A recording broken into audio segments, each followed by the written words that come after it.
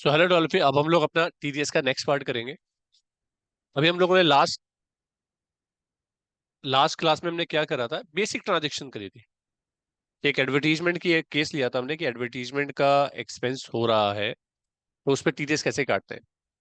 और जब हमने उसकी रिपोर्ट देखी थी तो वो यहाँ से जाके देखी थी। देखो, डिस्प्ले में गए थे हम लोग, स्टैची रिपोर्ट में गए थे, और यहाँ पे जाकर के टीडीएस रिपोर्ट 26Q जो होता है वो टीडीएस रिपोर्ट को चेक करने का तरीका होता है। उसको थोड़ा सा और डिटेल समझते हैं आज।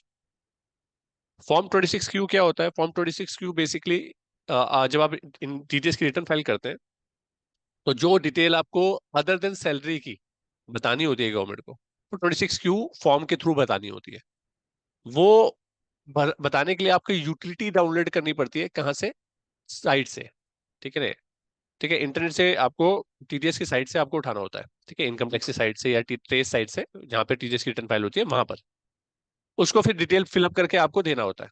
बट बट क्या है, टैली ने अपने आप को इतना स्टैंडर्डाइज कर दिया है कि आप इसी से रिपोर्ट जनरेट करो, इसके आगे का प्रोसेस जो है और आसान हो जाता है। तो इसमें 24Q और 26Q और 27Q अपना आप अवेलेबल है। अभी 26Q इसलिए दिख रहा है क्योंकि हम अदर देन सैलरी का टीडीएस देखना चाह रहे हैं किन किन लोगों का कटा है। जैसे आप इस पे क्लिक करोगे तो आपके पास ये रिपोर्ट आएगी। इस रिपोर्ट में मैंने आपको बताया था कि आपको पहले सबसे पहले टाइम पीरियड खोलना है जिस टाइम पीरियड की आप रिटर्न फाइल करना चाह रहे हैं। ठीक है, वही टाइम पीरियड आप खोलोगे, उस टाइम पीरियड की आपको डिटेल दिखेगी कि उस टाइम पीरियड में टोटल ट्रांजेक्शन कितनी हो रखी है। क्योंकि हो सकता है आपने पेमेंट वाउचर में एंट्री करी हो, जनरल वाउचर में, सेल्स में, परचेज में, ऐसे बहुत सारे वाउचर्स लिए होंगे आपने।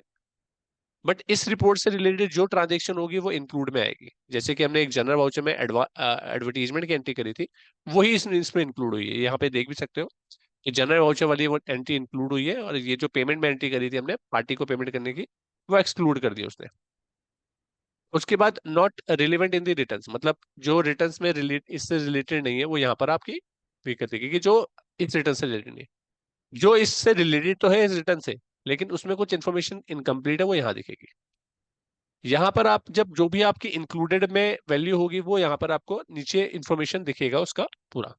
ठीक है, नॉर्मल रेट पे गवर्नमेंट ये कहता है कि जब आप रिटर्न अपनी डिटेल बताओगे तो लोगों का आपने टीडीएस काटा होगा तो अलग अलग केसेस में काटा होगा।